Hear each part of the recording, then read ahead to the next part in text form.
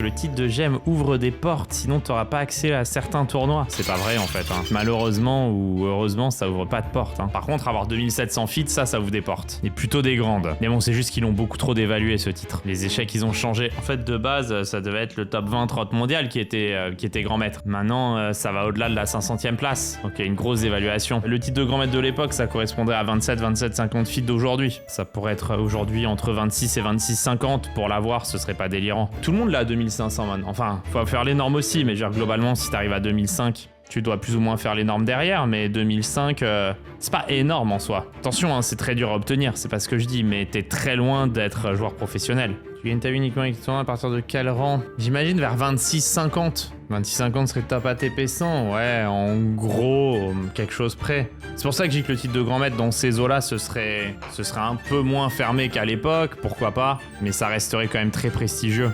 Après, du moment que le grand public se rend pas compte que c'est moins prestigieux, je pense qu'il s'en fiche. Mais comme beaucoup de choses dans les échecs, ça joue un peu plus sur une image que sur une réalité. On dit qu'il y a 1800 grands maîtres dans le monde et que c'est très sélectif. Ben en fait, c'est pas sélectif, c'est juste que t'as l'impression que t'es joueur professionnel quand t'es grand maître, alors que t'en es très loin.